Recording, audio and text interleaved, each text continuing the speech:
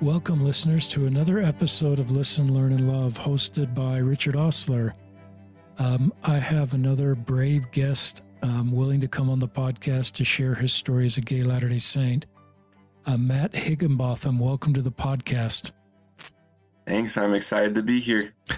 I got a message from Matt at some point in the last few months. He was finishing up his mission in Tempe, Arizona, and felt impressed to share his story as a gay Latter-day Saint. We're recording this 7 days after he's been home from his mission. And I asked him why he'd like to be on the podcast, and his answer is out of love to help others that may feel alone, that may wonder how a mission would work for them as a gay or lesbian or bisexual Latter-day Saint, wondering, because you've worked on that road, wondering just how to better support people, especially closeted people that need to hear stories like Matt's. So we started with a prayer and just hope that as Matt shares his story, he's calling in from, or zooming in from his home in Utah County. He is planning to go to BYU in the spring. He's been there before, family history major. His oldest sibling, Ben, non-binary Latter-day Saint, was on the podcast 789. Matt is the youngest. I think there's, how many siblings are there total? So I'm the youngest of 5, and Ben is the oldest, and so there's 3 more between us. So we're honored to have 2 of the 5 siblings on the podcast, and your parents, I think, just got home from a mission, so you're a terrific family. And with that, I'll turn it over to you, Matt. Awesome. So I'll just be reading my story that I kind of wrote out because I have a lot of people that I think are going to want to read or listen to my story that are still serving as missionaries, and they won't be able to listen to the podcast. So I just wrote out my story, which I'll be reading. So my name is Matt Higinbotham. I am gay, and I am so excited to be here today to share my story. I am from Orem, Utah, and that's where I lived most of my life. I am the youngest of 5 and have 2 sisters, one of which is trans, 1 brother, and 1 non-binary and also gay sibling. My parents are the best. My dad is retired now, but he worked for the church as a computational linguist, whatever that means. And my mom was an elementary school teacher before she had kids. I was raised in the church, and I will forever be grateful for the eternal gospel principles my parents taught me. When I was 7 years old, my family went on a trip to the East Coast. And one day, while my oldest 3 siblings were doing baptisms with my dad, my mom took me and my sister to the visitor center since neither of us were old enough to do baptisms. While there, we watched the film Joseph Smith, the Prophet of the Restoration. I felt a peaceful feeling and got really excited because I felt like I had a testimony. That testimony continued to grow. And at the same time, I noticed that I seemed to connect with girls a lot easier than guys. I loved Disney princesses and wanted a princess backpack when I was going into 3rd grade. And of course, there's nothing wrong with that. But as time went on, it became clear that I was very different than the other boys. Most of my friends growing up were girls. It's not like I never had any friends that were guys, but I typically connected a lot easier with girls. When I got into 8th grade, I started getting really depressed because I just didn't feel like I was good enough. I wasn't good enough to make lots of friends, and I just didn't feel like I fit in. I was involved with theater and was in all the plays I could be, but I felt like I wasn't talented enough. Those feelings continued throughout the rest of junior high and high school, and the fact that I started having crushes on guys didn't help at all. While it took some time to admit I was having crushes on guys, I was looking at them thinking about how cool and amazing and talented they were, and I felt like nothing compared to them. There were many times that I wanted to end my life, but because of the love I got from my family and the friends that I did have and the gospel principles I had been taught, I had enough strength to stay. Going to the temple and doing baptisms brought me a ton of peace, and I was really able to grow closer to my Savior there. One day after a dentist appointment, my mom was talking about someone who was gay, and I got really quiet because I was just starting to realize that I might be gay. She could tell something was wrong and asked me if I was okay. I told her, and from that point on, she has been an absolute angel in seeking to understand my experience and helping others, including my trans and non binary and gay siblings, to feel loved. I also told my sister Rachel and my sibling Ben at some point, and they were also very supportive. It's kind of funny actually, because when I told Ben that I experienced same sex attraction, they told me they did too, and I literally forgot. As I neared the end of high school, I really wasn't doing great. I knew God loved me and that I could find so much peace in the gospel, but I was feeling really done with everything. While COVID really sucked for most people, it was actually exactly what I needed to recover emotionally, although the temple's closing didn't help. It gave me time away from the social anxiety I had been feeling, particularly with not feeling like I had many friends and that I wasn't good or talented enough. And as my family did church at home every week, I experienced so much healing. Up to that point, I had never watched the Marvel movies, so Ben and I watched all of them together. It was a really fun time, and I realized as we watched them that there are some insanely hot guys in those movies, particularly Chris Evans, Sebastian Stan, and Tom Holland. The first movie we watched was Captain America: The First Avenger, and during the movie, I kind of fell in love with Captain America, and I felt devastated with Peggy when he sort of died at the end of it. I woke up the next morning still just so sad, and I think I realized it wasn't just because of the story, but that Captain America was just too hot to die. I got over it, but I very much had a celebrity crush, which I just tried to ignore and move on. I also had a similar experience when Spider-Man No Way Home came out. Tom Holland's Peter Parker is just too cute to be forgotten. But anyway, at the end of the summer of 2020, I started my first semester at BYU, and it was really great. I had some amazing roommates, and I enjoyed living in an apartment for the first time. I don't remember how the conversation came up, but I remember telling one of my roommates that I was bisexual because I was still trying to convince myself that maybe I had crushes on girls too. And there was this one girl that I tried to convince myself I had a crush on, and I was thinking of asking her on a date, but I quickly realized I thought she was funny and I enjoyed being around her, but it wasn't anything more than a friendship. Throughout the semester, I started realizing I thought more and more guys were cute, and I just tried to ignore it. I found out about halfway through the semester that even though I didn't have a mission call, I could still get my endowments, and I was really excited about that. I had been so excited for so long to do that, and I spent the rest of the semester taking a temple prep class and reading The Holy Temple by Boyd K. Packer. It was a really spiritual experience as I spent lots of time on the temple grounds reading and praying. I was also trying to figure out what to major in, and I was considering a couple different things, but it became clear to me one night that I should major in family history. I had always loved the temple, and what better way to show that love than to dedicate my life to getting temple work done? So I got that finalized and had a wonderful experience getting my endowments. I didn't even worry about the fact that I was attracted to guys because I figured I'd had strong enough testimony that I wouldn't have too many problems. It was during the next semester that I felt like I hit rock bottom. Maybe not as low as some have gotten, but I got pretty low. I had the same roommates and they were still amazing, but I just couldn't help but feel like I didn't quite fit in as much as I wanted to. And honestly, I isolated myself and spent a lot of time alone in my room, which didn't particularly help. Satan was really working on me, and even though nobody else was saying anything to make me feel like garbage, I felt like garbage.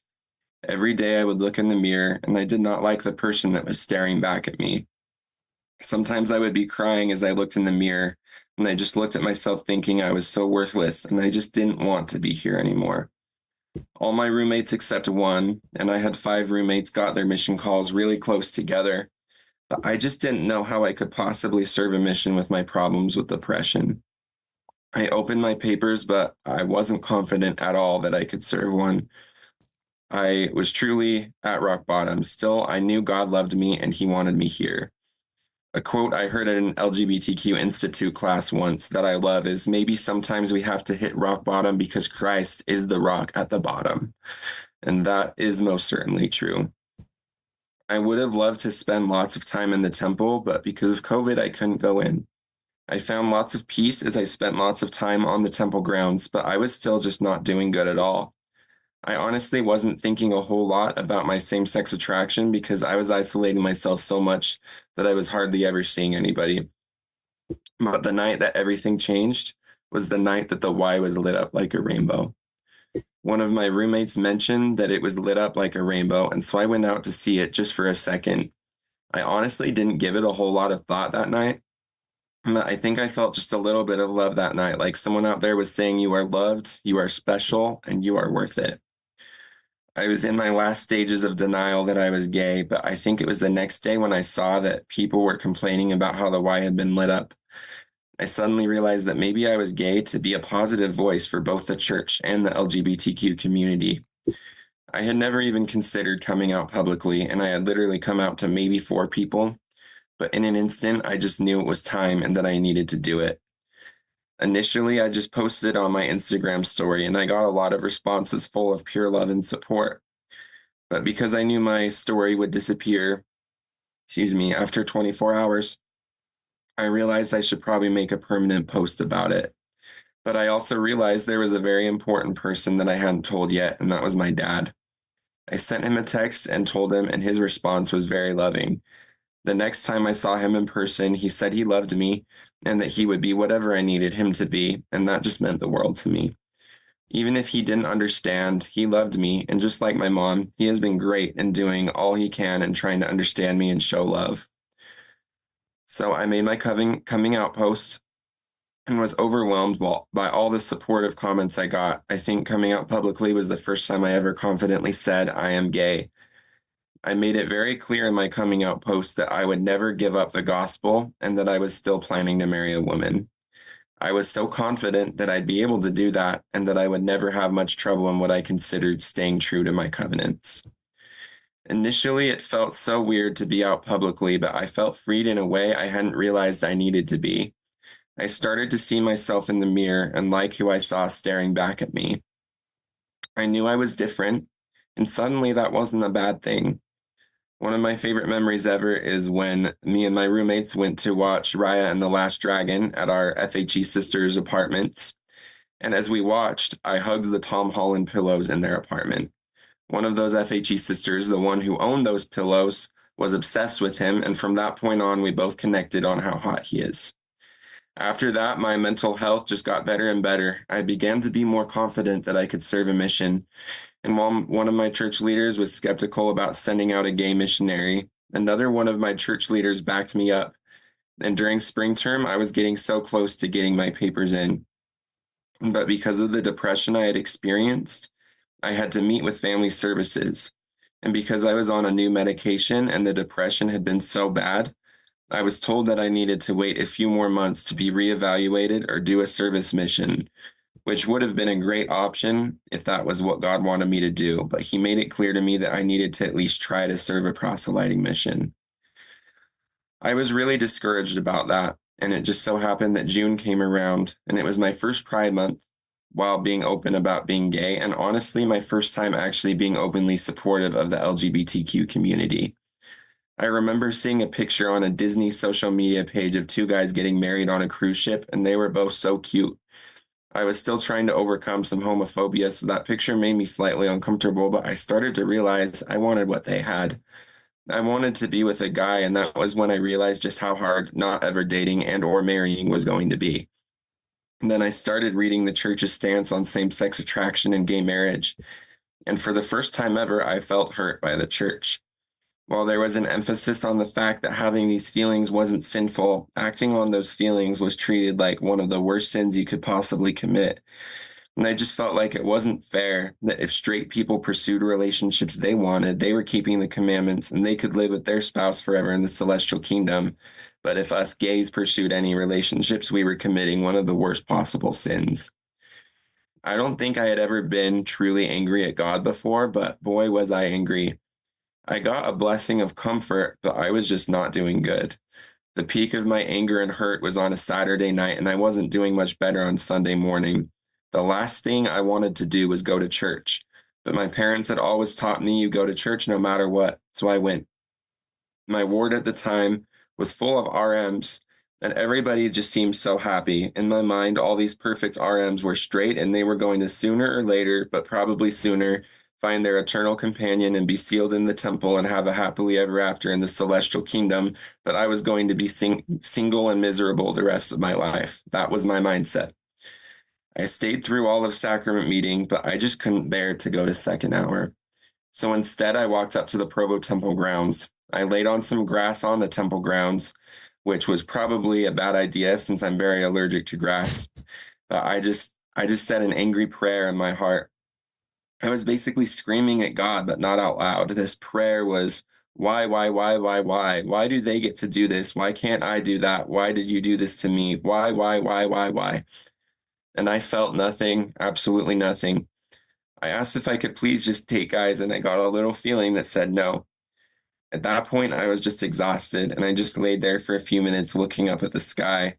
I think I was listening to talk about trusting in the Lord, and I believe I said a little prayer saying I would do whatever He asked me to do. And then I felt an overwhelming peace. I looked up at the temple and knew that if I trusted in God's plan, I would be okay and would receive every available blessing. I didn't get a single answer to any of my why questions, but I just felt so peaceful. I just so happened to have a meeting with my bishop that day to talk about what we could do about my next steps for my mission papers, and we talked about what I was feeling. He gave me some really good advice, which was to take all these questions I had and put them on a shelf in my mind if they weren't helping me. He said I could go to that shelf and take them down when I needed them, and I would eventually get answers, but that I should leave them there when they weren't going to help me. So I put them on the shelf, which, by the way, isn't all that easy, and I moved on. Pretty much right after this experience, the temple started opening for proxy temple work, and I went as many times as I could get an appointment, and I felt a lot of peace. During summer term, I had the best ward ever, and I made some extremely valuable friendships who really helped me to build my confidence in myself. I was honestly doing really good, and I was more confident and happy than I had ever been before. And then an apostle said something that hurt a lot of LGBTQ people. I began to be bothered as it seemed like the only thing I was seeing on Instagram were LGBTQ people who were hurting or other people telling us that we should just listen to the whole talk. I was hurt by that because there was such a lack of empathy or even trust that we had listened to the whole talk. And I kept thinking about one thing he had said, which was about how he didn't want to stay on that topic any longer than he had to. It came across to me that talking about us was a burden. Yet I desperately wanted more attention from the church on this topic because life is very confusing for those of us in the LGBTQ community who love the church. I struggled hard for a couple days because I just didn't feel much support or empathy at all. And I don't say that to blame those I love because I was saying some really dramatic, irrational things since I was upset that didn't exactly help them to feel for me. After a couple days, though, my mom took some time to really listen to me, and that meant so much to me. It's not like I was trying to be hurt by or have bad feelings towards an apostle who I've always loved, but I was hurt. Thankfully, the Lord gave me the strength to forgive him and recognize that his intent was not at all to discriminate, and I was able to move on. By that point, I was super open all the time about being gay. I had a church leader that didn't really understand me, but he was trying, and that's all he could do. I naturally wondered sometimes if I was really on the right path, but I remembered my experience of feeling peace at the temple grounds. And as I was studying Doctrine and Covenants in the chapel at the temple before an endowment session, I came across D&C 98:14-18, which I felt like God speaking directly to me. It says, "Therefore, be not afraid of your enemies, for I have decreed in my heart, saith the Lord, that I will prove you in all things, whether you will abide in my covenant, even unto death, that ye may be found worthy. For if ye will not abide in my covenant, ye are not worthy of me. Therefore, renounce war and proclaim peace, and seek diligently to turn the hearts of the children to their fathers, and the hearts of the fathers to the children. And again, the hearts of the Jews unto the prophets, and the prophets unto the Jews, lest I come and smite the whole earth with a curse, and all flesh be consumed before me. Let not your hearts be troubled, for in my Father's house are many mansions, and I have prepared a place for you. And where my Father and I am, there ye shall be also." I basically got three things out of this. First, keep my covenants, which I assume meant to live in a way that I could have a temple recommend, but more on that later. Second, family history, which is what turning the hearts of the children to the fathers and vice versa is referring to, was the correct major for me. And third, the Lord had a plan and a place prepared for me that gave me even more peace, and things were going so good. I felt so ready to go on a mission, and it was time to be reevaluated by family services. But it took a while to get an appointment with them. And by the time I got one, I had already applied for the Disney College program, which is basically just where you take a semester off and work at Disney World, because I had been going back to doing back-to-back semesters at BYU for way too long, and I needed a guaranteed break. I got accepted for the Disney College program, and I didn't feel like God really had a preference on whether or not to do it, so I decided to just do it. I did get cleared by family services to go on a proselyting mission, but by that point, I had already accepted the offer from Disney. Working at Disney definitely wasn't the perfectly magical experience I was hoping for, but I'm glad I did it because it helped me to grow. Right before heading over Florida to Florida to do it, I actually went to Disneyland in California since I had an annual pass. I was there right before Valentine's Day, and they had this extended hours event called Sweethearts Night, where you could go and experience shorter lines at all the rides, and they had special entertainment themed for couples in love. I went by myself for the shorter lines, and it was a really interesting experience because pretty much everybody else there was with their significant other, and that definitely included some gay couples. I had fun, but I was a little bit jealous of everyone there who were all madly in love. I was thinking, wow, wouldn't it be nice to be here with a boyfriend? Then I got to Florida, and I had a big crush on one of my roommates, although I didn't see him a whole lot or even really get to know him. Another one of my roommates was gay and in a relationship, and he seemed to be pretty happy. I pretty much stuck to myself the whole time I was there, but I was definitely longing to be with someone. I also couldn't help but notice that this new environment that I was in, which was very different from Utah Valley, where I had lived my whole life, was super friendly and accepting of LGBTQ people.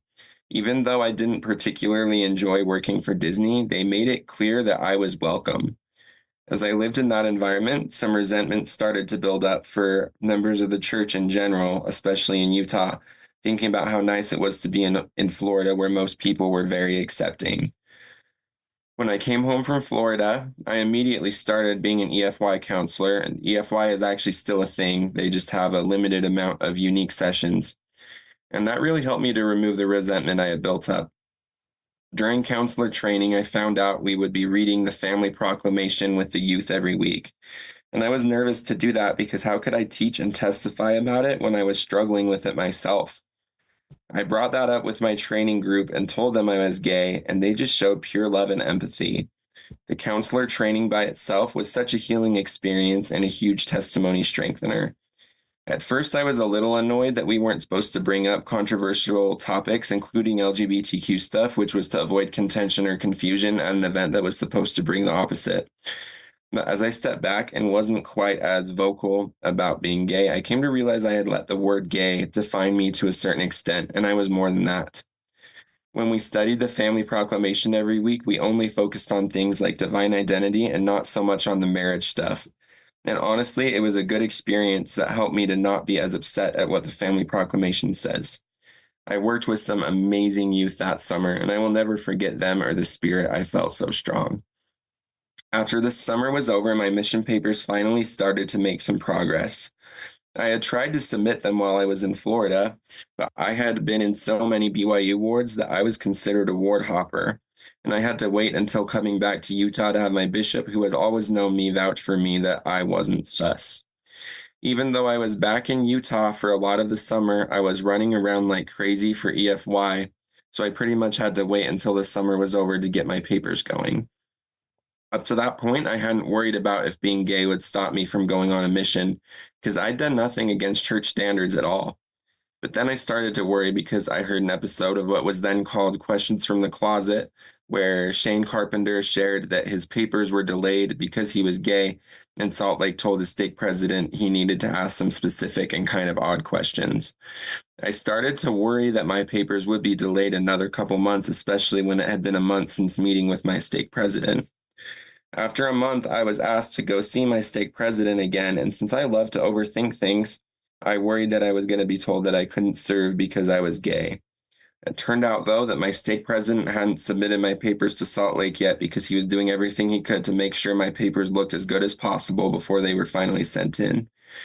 About a month later, and a year and a half after opening my papers, I got my call to Tempe, Arizona, and I had a wonderful mission.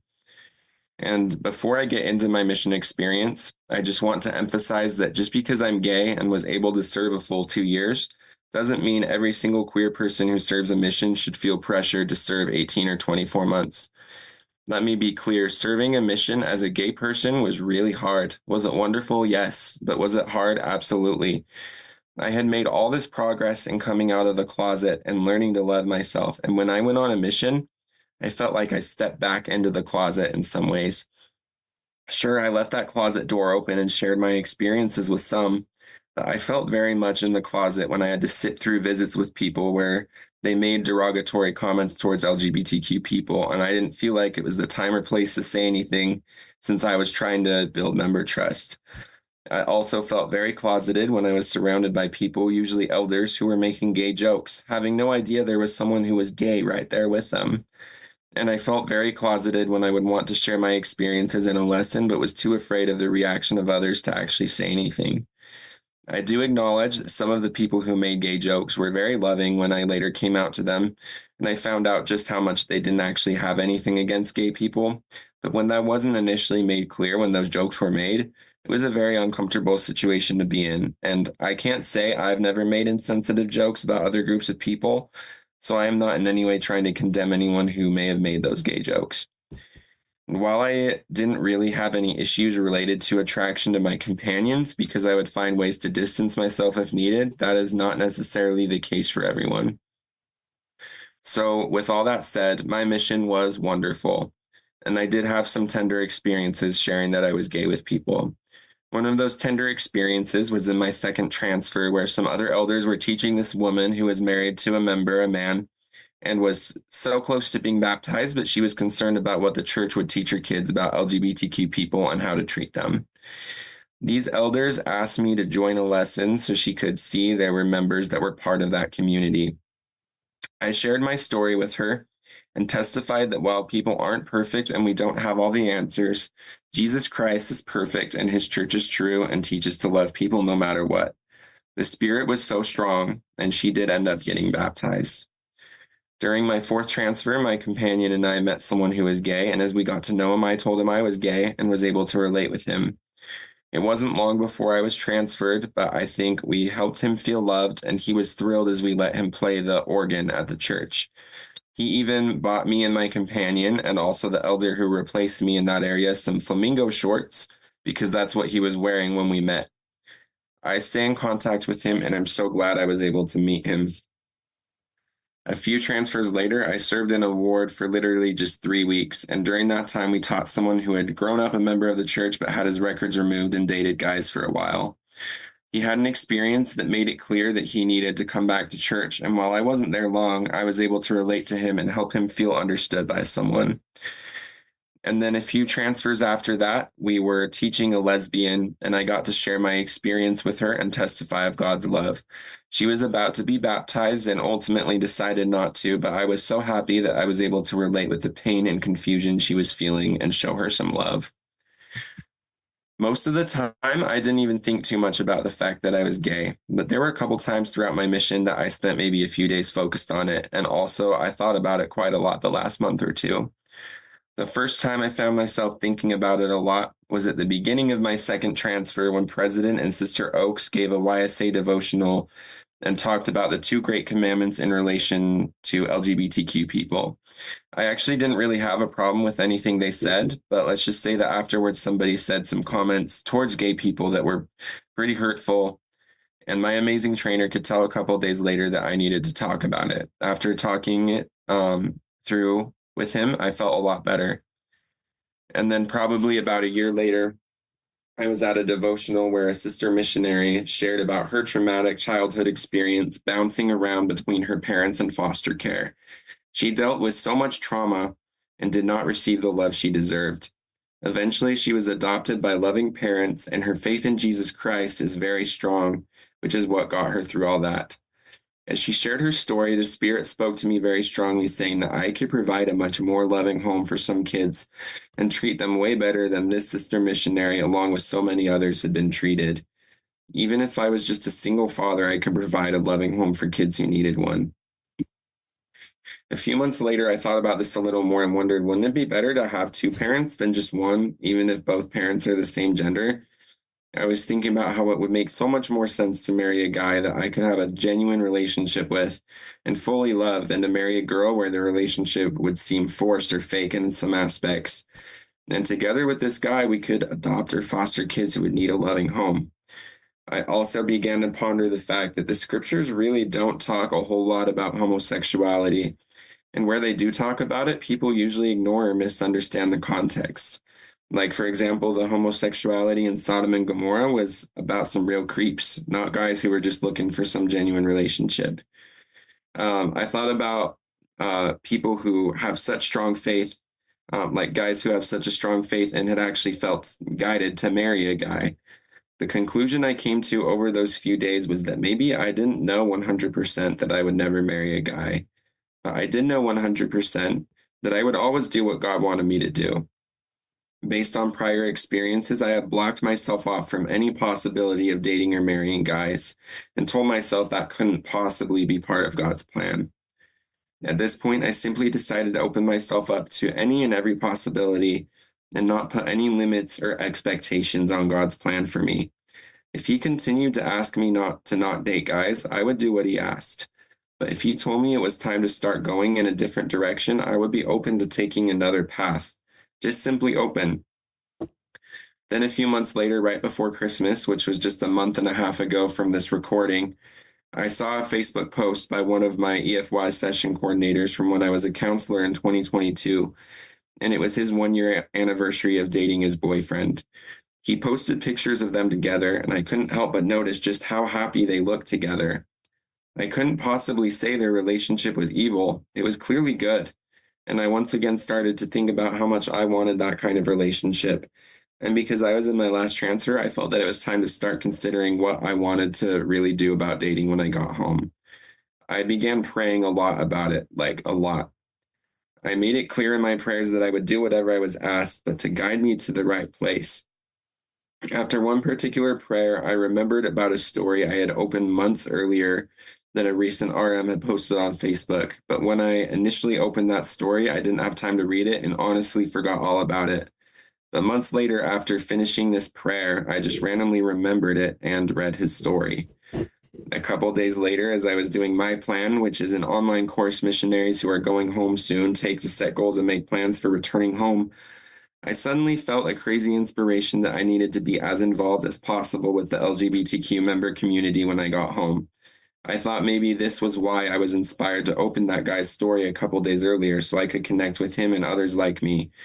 I knew about LGBTQ Institute at UVU because I went to a couple of those before the mission, and I was planning on going to the North Star conference. But I found out that day that the dates for the Gather conference had been announced. And because that day that I found this out happened to be Christmas Eve, I got to talk to my sibling, Ben, about everything I was feeling. And that was actually when I found out I could share my story on this podcast. And they also told me about LGBTQ Come Follow Me gatherings. And so I started reaching out to the hosts of those gatherings to see which ones I could plan on going to when I got home. I started to get really excited about all this. And then the next day on Christmas, I had a really unique and unexpected experience. I was studying in the morning and praying a lot about how I should plan on dating when I got home. I said a very specific prayer at the beginning, asking if I should plan to date guys. And I felt a warm peace wash over me, kind of like what I had felt over 3 years earlier at the temple, except this time I was given the exact opposite answer. Then I prayed and asked if it was his will for me to at least attempt dating girls, and I felt nothing, absolutely nothing whatsoever. Then I came across Alma 5:34-35, which says, Yea, he saith, Come unto me, and ye shall partake of the fruit of the tree of life. Yea, ye shall eat and drink of the bread and the waters of life freely. Yea, come unto me, and bring forth works of righteousness, and ye shall not be hewn down and cast into the fire. I felt like what God was saying to me through this verse was that if I felt guided into a same-sex relationship that yielded good fruits or works of righteousness, I wouldn't go to hell like a lot of people seem to think about gay people. I really felt like God was telling me that I had his permission to date a guy if I found the right one. I was in shock because for so long I felt like he was telling me no, and all of a sudden I didn't feel like that was the case anymore. It took a good couple days to really process that, and it has led to a lot of pondering since then about what sacrifices I'm willing to make because I really don't want to give anything in the gospel up. I was initially really scared to tell very many people about this experience, and for a few weeks, both of my companions, I was in a trio, knew I had had some crazy revelation, but I was just so scared to open up about it.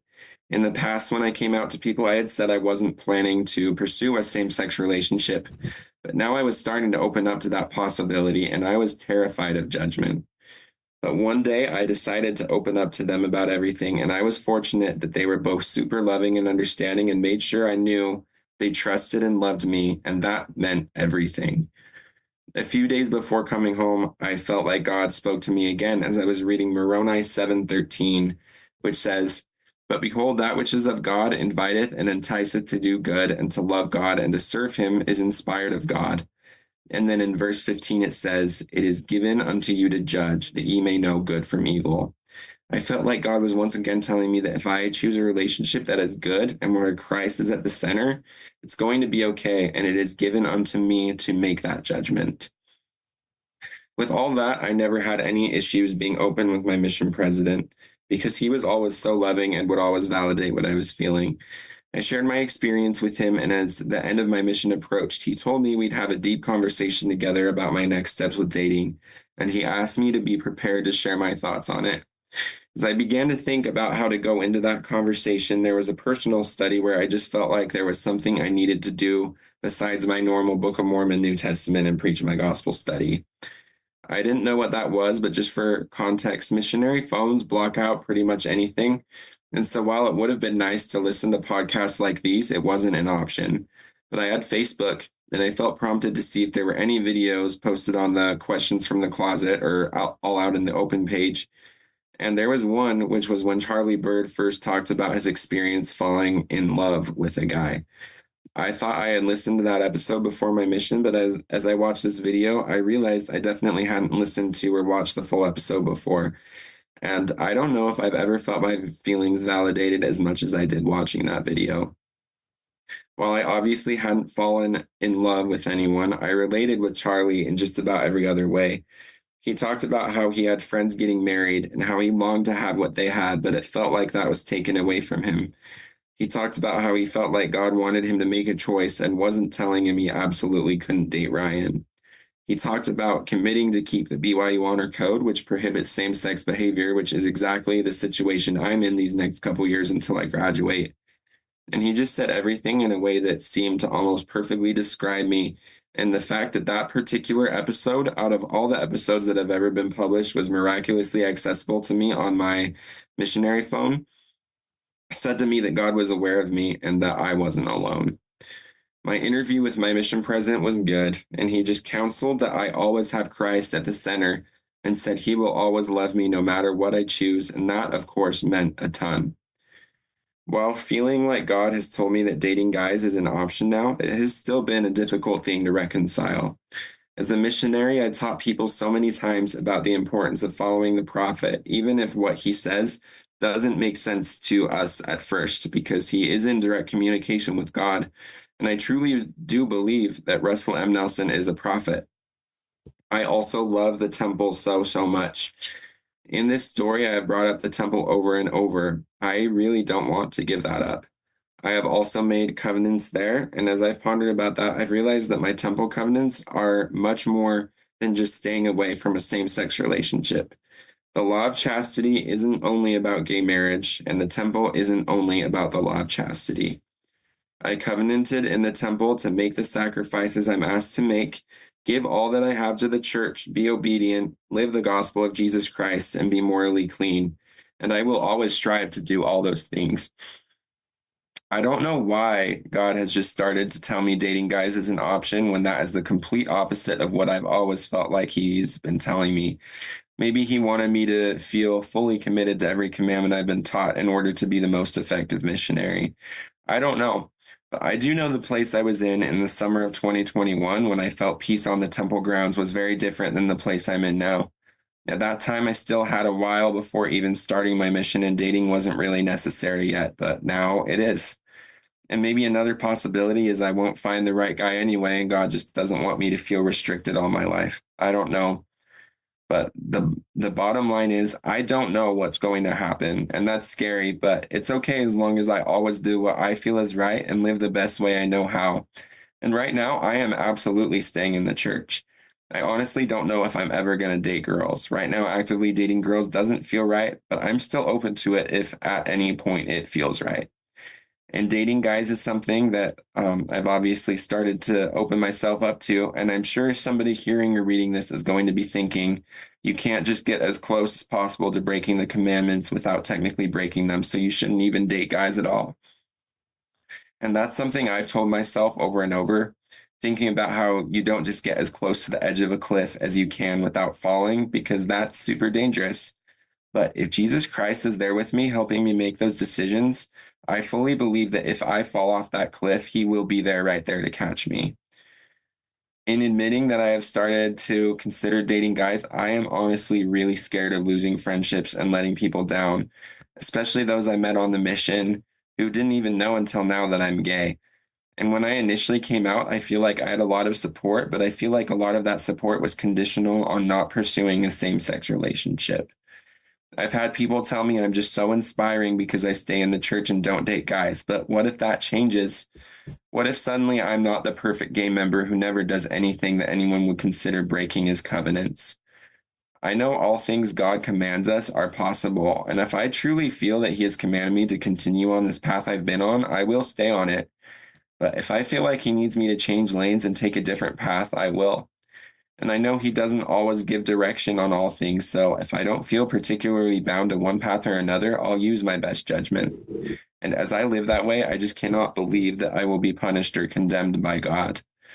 Maybe I will lose some respect and even some friendships. Although the people I have told about the possibility of dating guys, I still have a close relationship with, even though it's been hard for some of them to hear.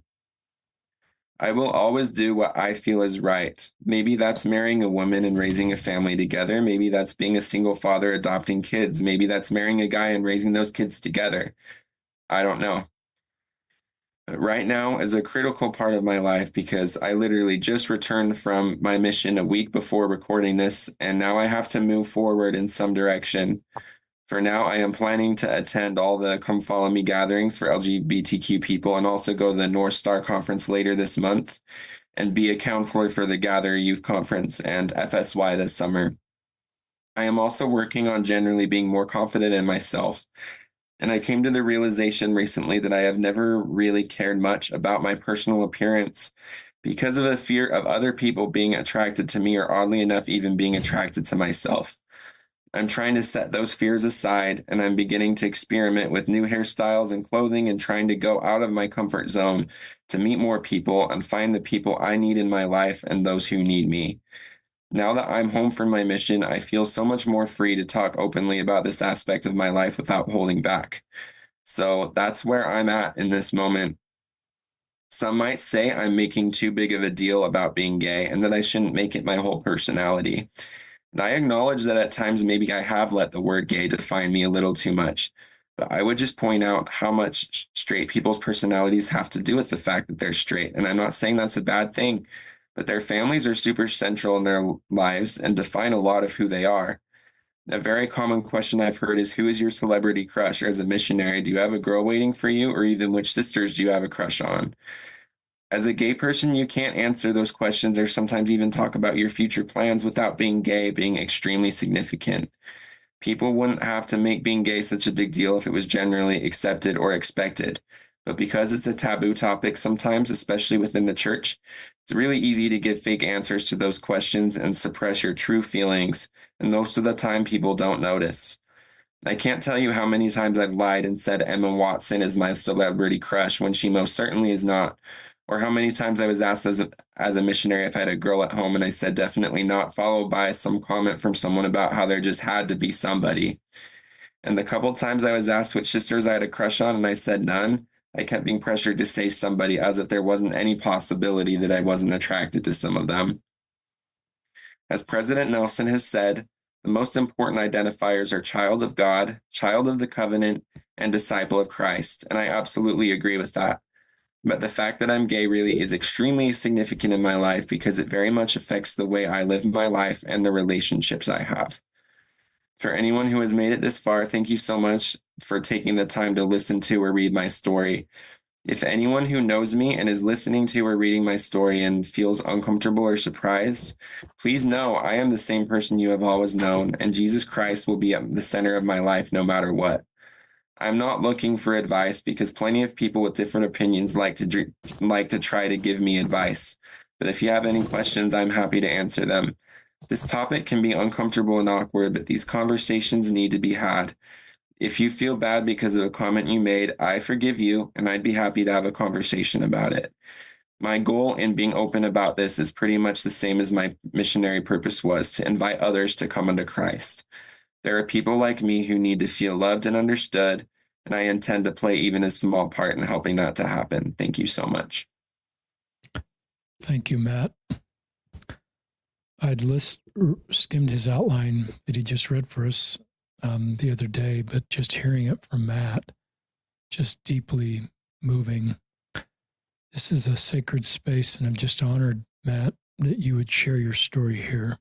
And there's a lot of people with some tears in their eyes or new understanding, and I think a lot of them would love to jump through their headphones and just give you a big hug. For your courage to share your story, the man you are, the mission you served, your rock-solid relationship with Christ, and really tremendous vocabulary to help us understand your road as a gay Latter-day Saint.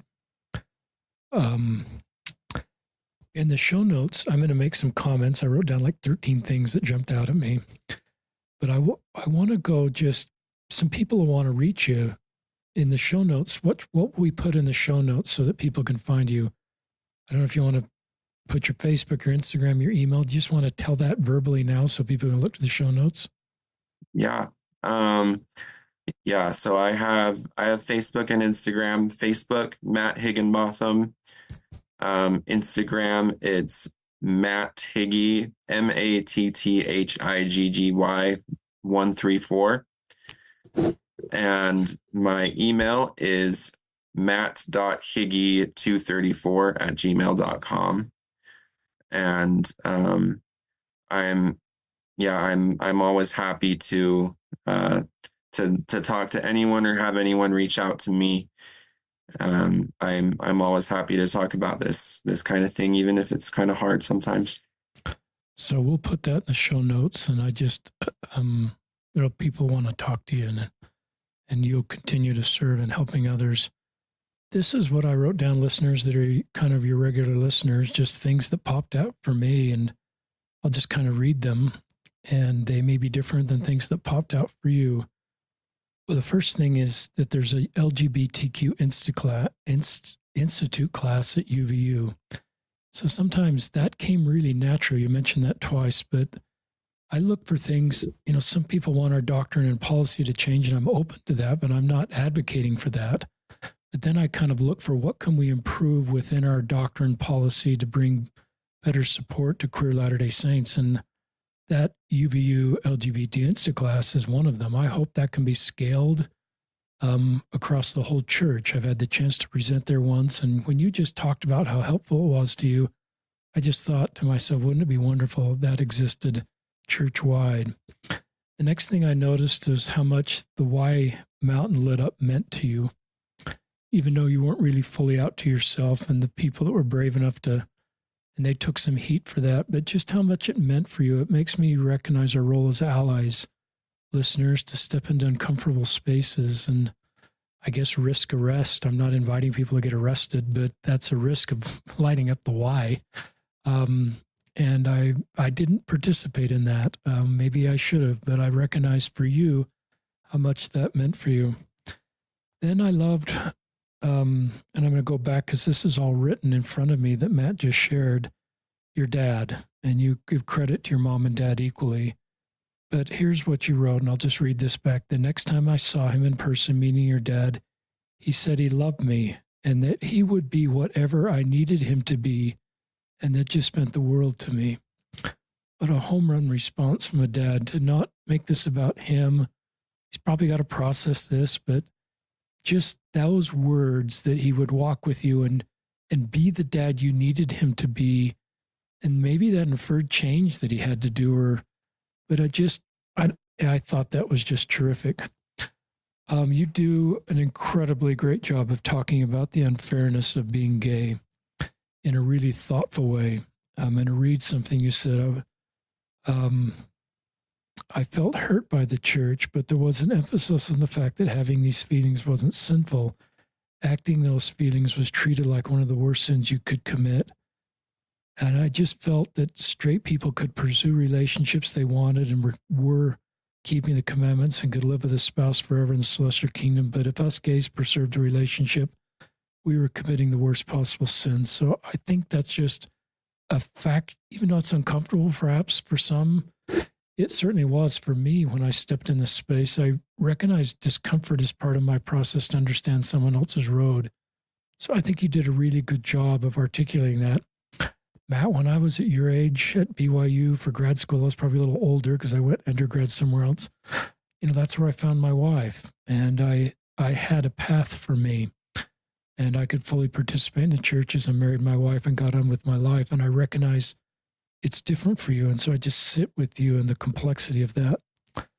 The next thing I think you did a great job was talking about a painful apostle talk. And I think you did a really respectful job of that. I began to be bothered as if it seemed the only thing I was seeing on Instagram and where LGBTQ were hurting, or other people telling us to avoid the whole talk. And then at the end, you said it came across like he was talking us about a burden, that he didn't really want to talk about it.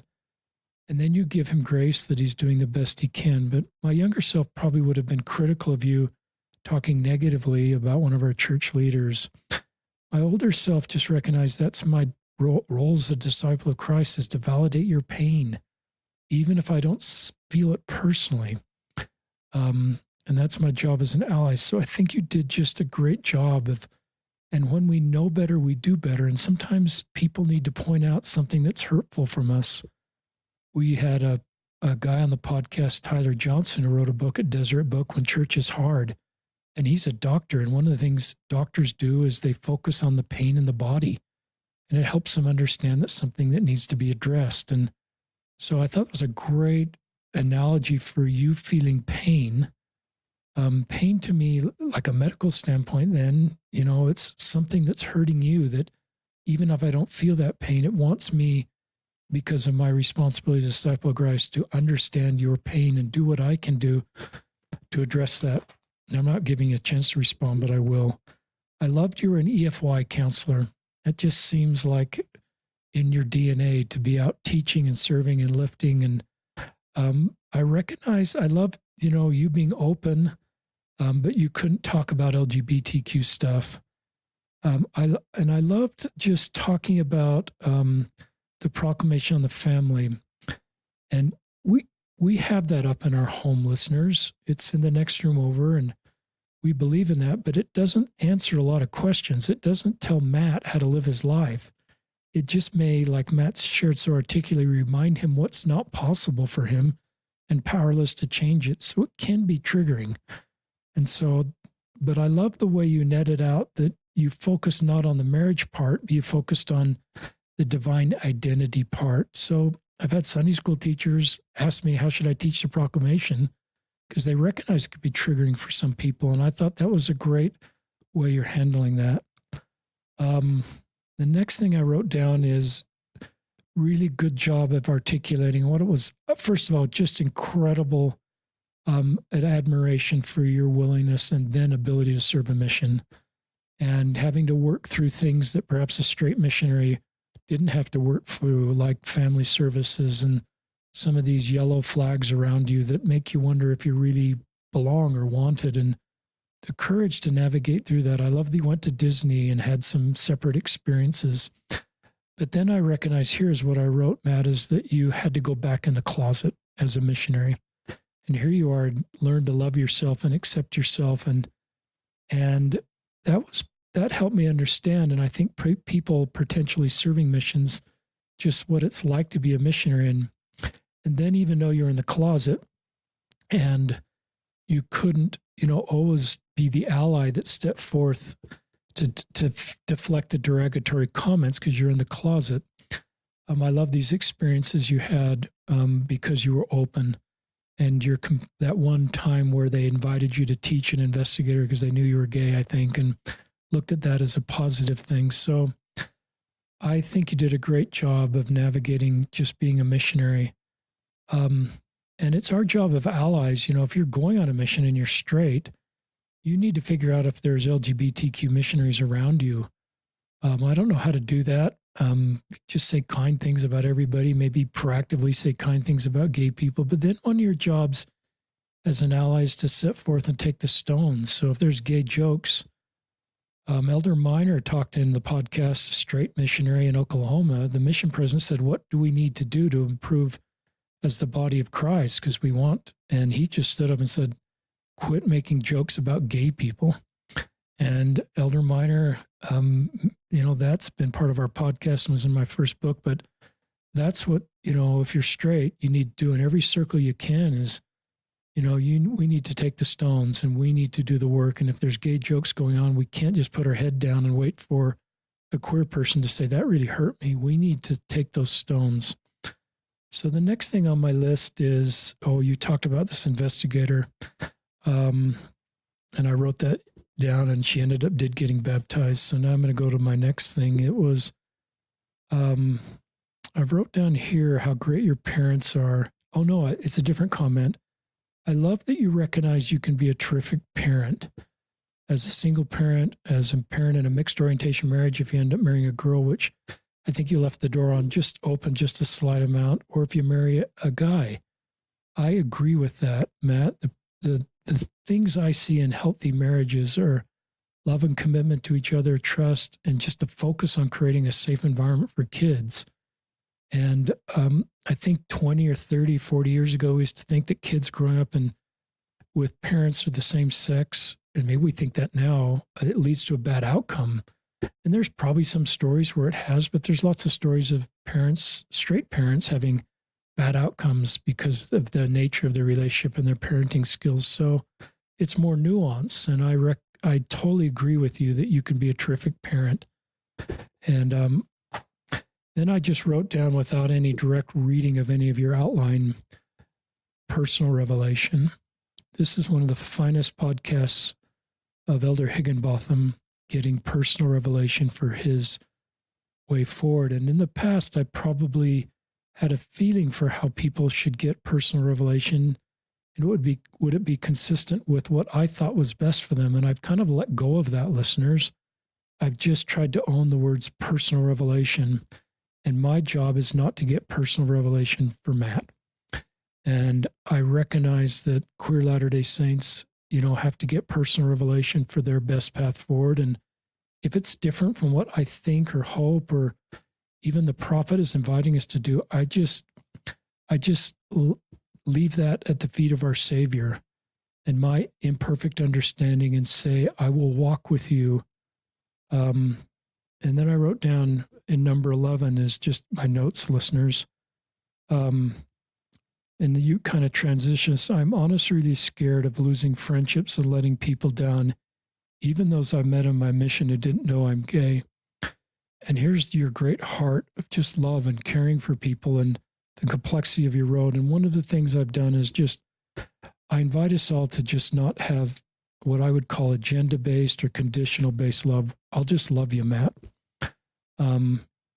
My love for you won't change if your story changes or if your ability to fully participate in the church changes. I will just love you in this non-agenda, non-transactional love that I believe is central to Christ's teachings. And I won't make you the hero one day for being the celibate gay Latter-day Saint and the villain next day if you do end up marrying a man. I won't do that, Matt. And I just invite our listeners not to do that.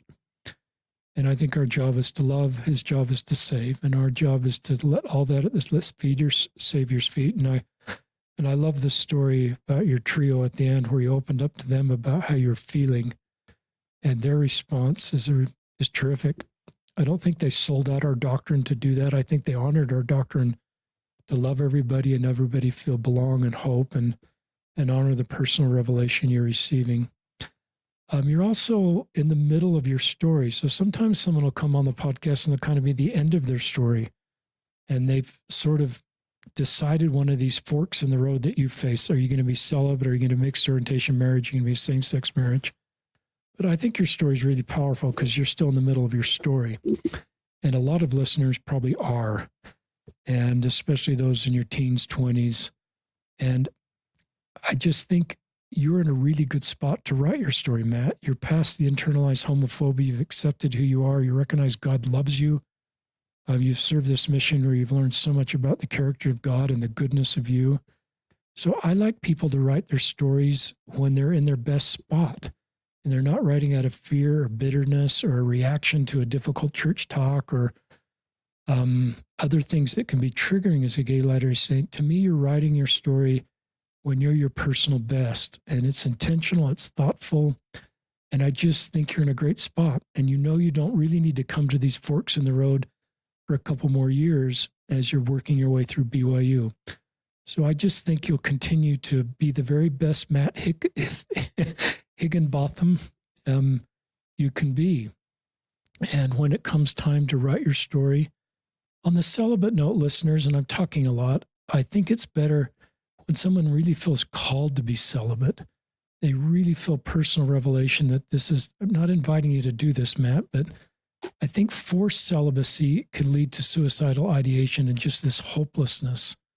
And so I'm not saying you should become a Catholic priest, but from what I understand, they take a vow of celibacy, and it's this very intentional thing they do with a lot of community around it and a lot of purpose behind it in a way to serve within their church. And so I think if you feel, listeners, if you feel called to be celibate, I think it feels better if you feel a personal revelation from God to do that. And you feel really called to do that versus kind of forced into a box by default to do that. And same with mixed orientation marriages. I've learned those can really be healthy and work, but you need to be open if you're queer that you're not straight and let you and your partner figure that out.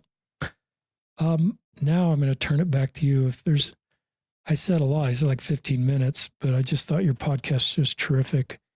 And I'll turn it back to you. If there's anything I said that you kind of felt wasn't quite accurate or anything else you want to say, I'll turn it back to you, Matt. Okay. I don't think there's anything that wasn't accurate. I think that you summed everything up pretty well.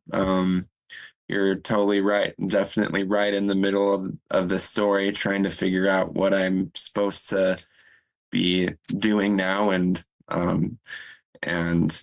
sometimes I'm not the most patient person. And so I'm like waiting for God to just tell me what to do right away. And it's probably going to be a slow road, but like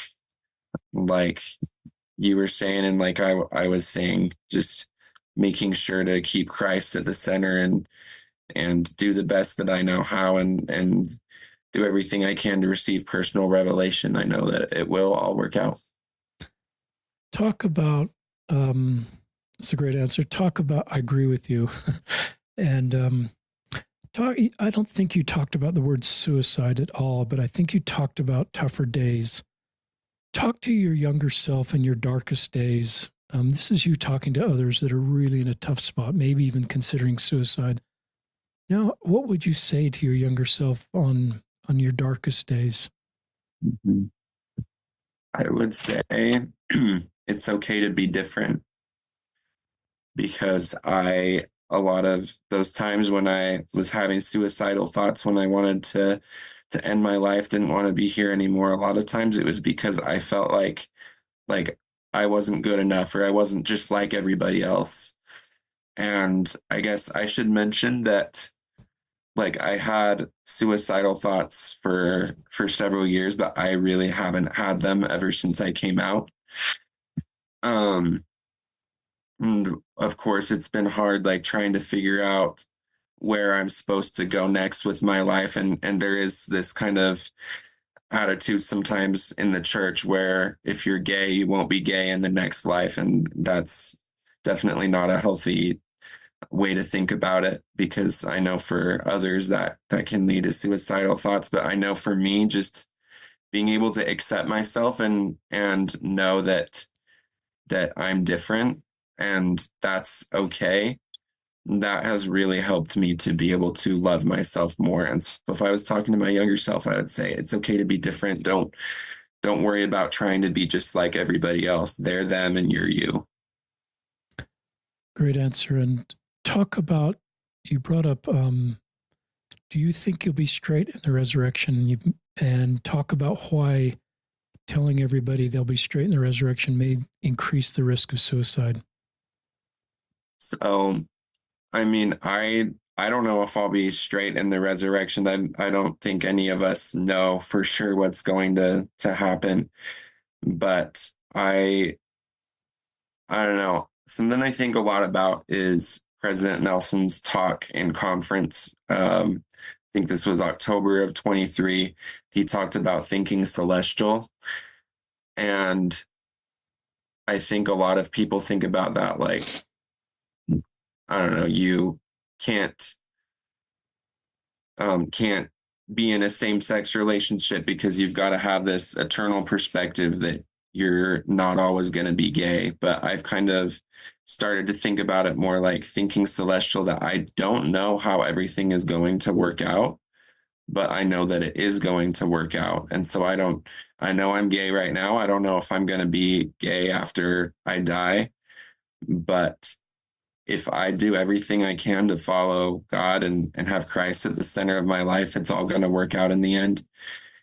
And as far as like the increased risk of suicide, it's just like, if you have this idea that you're gay right now, but once you die, you're not going to be gay anymore, and being gay and trying to live a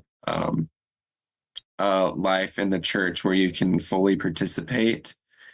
If you're thinking that once you die, you won't be gay anymore, then that kind of makes you want to end your life.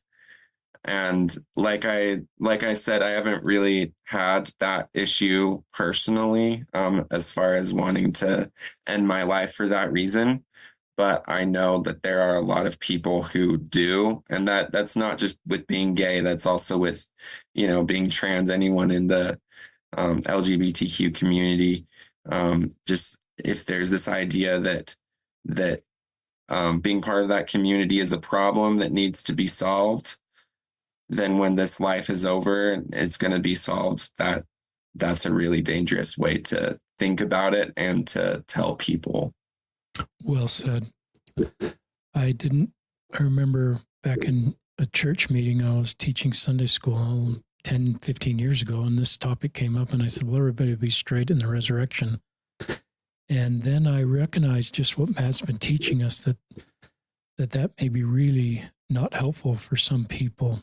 And so I just to me, the resurrection is a perfection of our best self. And some people I talk that are queer don't want to be queer in the next life, but some people feel like they'll still be queer, and it'll just a perfection of their best self. And they're not being 100% heterosexual isn't something that needs to be carved out of them, because it actually isn't lead to a bad outcome. It's not something.